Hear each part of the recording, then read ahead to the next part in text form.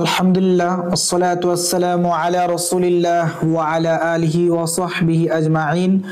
সম্মানিত মুমিন মুসলমান দিনী ভাই বোনেরা, আশা করি মহান রব্বুল আলামিন আল্লাহ তাআলার অশেষ রহমতে আপনারা সকলেই ভালো আছেন, সুস্থ আছেন।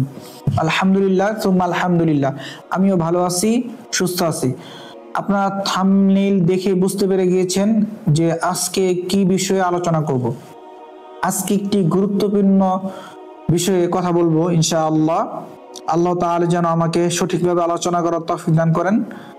আলোচনার বিষয়বস্তু হচ্ছে নিয়ামত প্রাপ্ত লোক অর্থাৎ তুলারাশিকে চেক করার কৌশল। এটি কেন বললাম কৌশল? সাধারণভাবে তো চেক করা যায়। আমাদের দেশে যেগুলো তুলারাশি অর্থাৎ নিয়ামত প্রাপ্ত লোক, এই লোকগুলা কিভাবে চেক করতে হয় অনেকেই জানে। তারপরেও অনেক চিকিৎসকেরা এর ফাঁদে পড়ে, তুলারাশির ফাঁদে প্রতারণায় পড়ে। আমার এই ভিডিওটি শুরু থেকে শেষ পর্যন্ত দেখবেন, তাহলেই এই ভিডিও থেকে আপনারা উপকৃত হতে পারবেন। যদি কেটে কেটে দেখেন তাহলে বুঝতে পারবেন না, কোন কথা কোথায় লেগে যাবে বুঝতে পারবেন না। পরবর্তীতে আপনারা উল্টাপাল্টা মন্তব্য করতে পারেন। অতএব শুরু থেকে শেষ পর্যন্ত ভিডিওটি দেখার অনুরোধ রইল। তখন আসি মূল আলোচনায়। নিয়ামত প্রাপ্ত লোককে চেক করার কৌশল অর্থাৎ আমরা জানি, পূর্বের ভিডিওতে আমরা যারা আপনারা দেখেছেন তারা জানেন যে নিয়ামত প্রাপ্ত লোক কয় ধরনের, অর্থাৎ নিয়ামত প্রাপ্ত লোক হচ্ছে 4 ধরনের। একটা হচ্ছে হাত চলে, শুধু হাত চলে, এদের দ্বারা কাজ করা যাবে না। আরেকটি হচ্ছে শুধু চোখ খুলে, এদের দ্বারা কাজ করা যাবে। আরেকটি হচ্ছে হাত চলে, চোখ খুলে এবং শরীরও চলে, এদের দিয়ে সম্পূর্ণ কাজ করানো যাবে ইনশাআল্লাহ। আরেকটি হচ্ছে শুধু শরীর চলে, এদের দ্বারাও আপনি কাজ করতে পারবেন।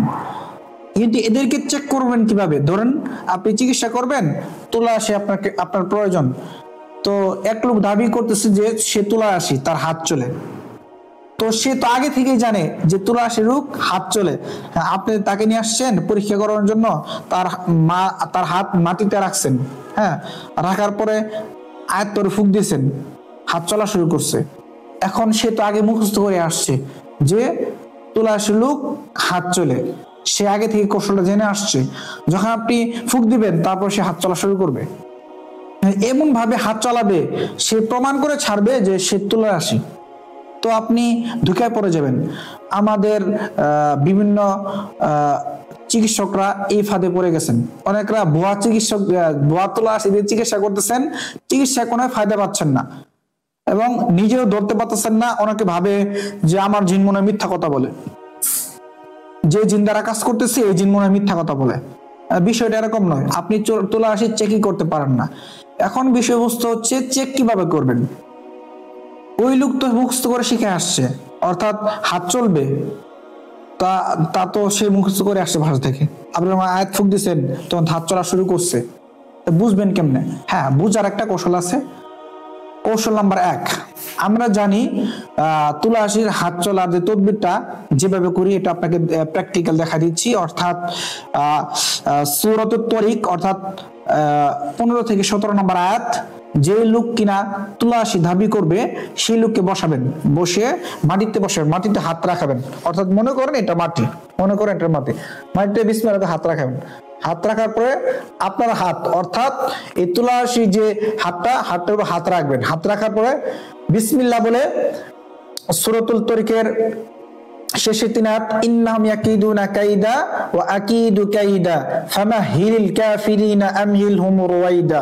এটা মনে মনে কয়েকবার পড়বেন এবং বলবেন পবিত্র কালামের শক্তিতে এই রোগী যদি তুলারাশি হয়ে থাকে, জিনের রোগী হয়ে থাকে, নিয়ামত প্রাপ্ত লোক হয়ে থাকে, তার হাত চলা শুরু করুক। পরে ফুঁক দিবেন, ইনশাআল্লাহ হাত চলবে, সে মুখস্থ করে হাত চলবে। এর কৌশলটা কি? কৌশলটা হচ্ছে, আমরা জানি তুলারাশি যখন হাত চলা শুরু করবে তাকে কেউ আটকাতে পারবে না।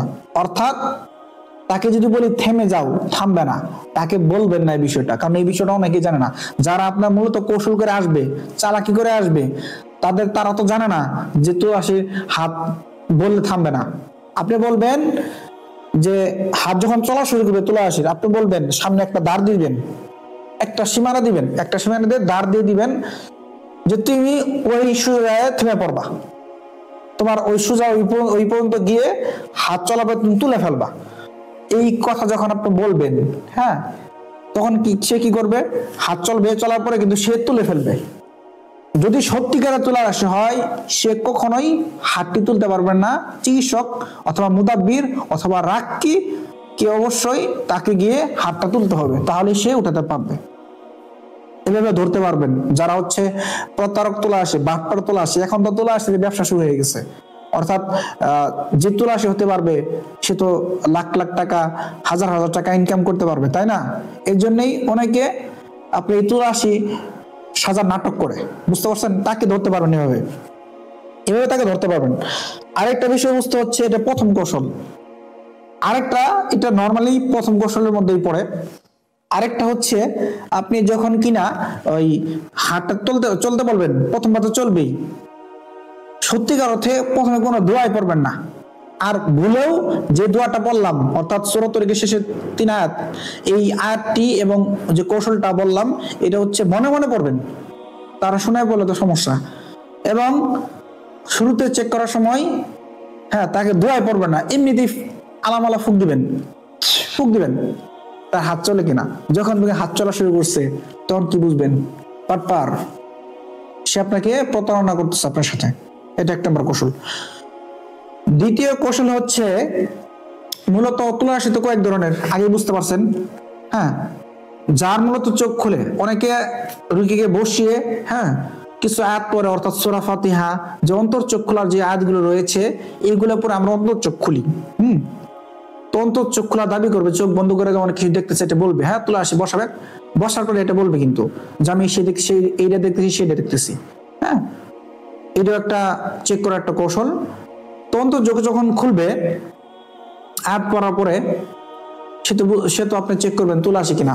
তখন বলবেন, আপনি হাতটাকে ছুরি বানাবেন, অর্থাৎ হাতটাকে ছুরি বানানোর জন্য বিভিন্ন আয়াত রয়েছে, আপনারা ইতিপূর্বে জেনে গেছেন যারা তদবির করেন।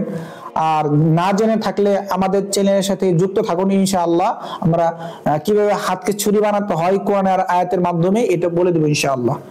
তো একটি আয়াতের মাধ্যমে হাতটাকে ছুরি বানাবেন, ছুরি বানিয়ে অন্তর চোখ খোলার পর, অন্তর চোখ খোলা ব্যক্তিরা চোখের সামনে পুকুর অথবা খোলা মাঠ দেখতে পারে, সে তাই দেখতে পারবে।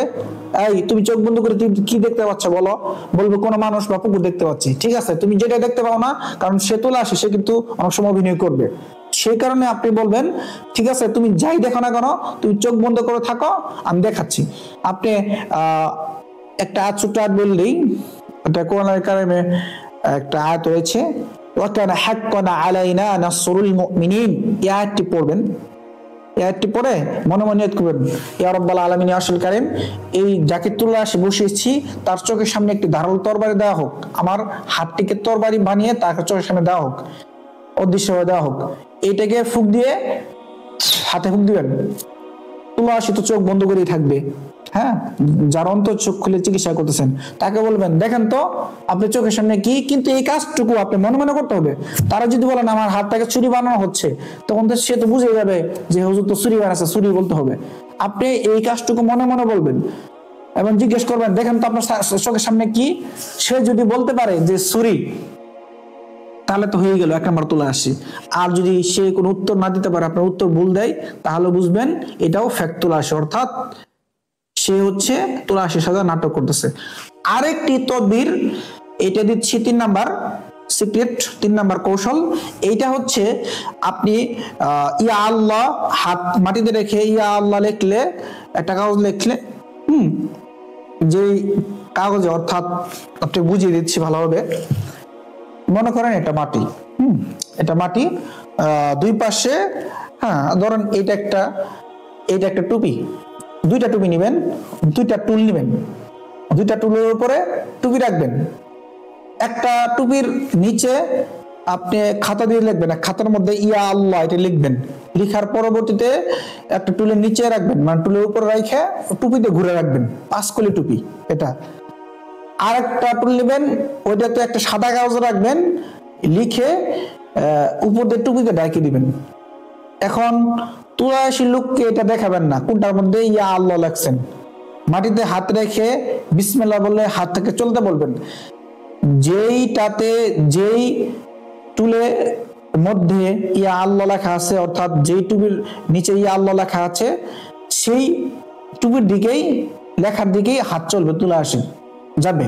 আর যদি দেখেন ভুল, অর্থাৎ হচ্ছে যেটাতে নাই সাদা কাগজ ওইটাতে হাত চলে, তাহলে বুঝবেন দুই পাশে রাখবেন, দুই টুল দুই পাশে রাখবেন। হ্যাঁ, 4-5 হাত দূরে দূরে রাখবেন, দেখবেন হাত কোন দিকে আছে। যদি ইয়া আল্লাহ লেখার দিকে হাত যায় তাহলে বুঝবেন এটা সঠিক তুলে আসি। আর যদি ইয়া আল্লাহ লেখার অপোজিটে যায়, অর্থাৎ যেটা নাই সেটা যায়, তাহলে বুঝবেন এটা ফ্যাক্ট তুলে আসি। এইটা একটা সিক্রেট। হ্যাঁ, এভাবে ইনশাআল্লাহ চেক করবেন। আর সর্বশেষ চেক যেটা, এটা হচ্ছে আপনার মুমিন জিন, আপনি যার মাধ্যমে কাজ করেন বা যে কোনো চিকিৎসা করতে করতে যখন আপনি জিন রয়ে যাবে, বন্ধুত্ব হয়ে যাবে, তখন তাকে ডাক দিবেন। হ্যাঁ, বা আপনি যার কাছে তদবির শিখেছেন তাকে বলবেন, সেই উস্তাদকে, উস্তাদ আমার তুলাসকে চেক করে দেন, আপনার জিনগুলিকে আমার তুলাসের মধ্যে একটু ডাক দেন, ডাক দিয়ে একটু কথা বলেন, তাহলে বুঝতে পারবেন যে অরিজিনাল তুলাসি চোখে কিংবা শরীরে হাজির করে। ইনশাআল্লাহ এভাবেই আপনারা সঠিক তুলাসি নির্ণয় করতে পারবেন। আর নয় প্রতারণার শিকার, আপনারা সঠিকভাবে তদবির শিখুন, তদবির শিখে কাজ করুন, ইনশাআল্লাহ 100% সঠিক বিশুদ্ধ নিয়ামত প্রাপ্ত লোকের মাধ্যমে কাজ করবেন, কাজগুলো সঠিক হবে। নয়তো আপনার রোগী সুস্থ হবে না, এলাকার মধ্যে বদনাম হবে, শহরে আপনার দুর্নাম ছড়িয়ে পড়বে এবং রোগীদের সামনে লজ্জা হতে হবে। অতএব আপনারা তদবিরটা ভালোভাবে শিখে রাখুন। এই চ্যানেলে যদি কোনো শিক্ষণীয় ভিডিও থাকে বা এই ভিডিও থেকে বিন্দু মাত্র যদি কোনো শিক্ষার কিছু পেয়ে থাকেন, ইনশাআল্লাহ অবশ্যই চ্যানেলটিকে সাবস্ক্রাইব করে দিবেন এবং লাইক করে দিবেন, কমেন্ট করে দিবেন যে আপনারা কোন ধরনের ভিডিও চান। আজকের আলোচনা এই পর্যন্তই।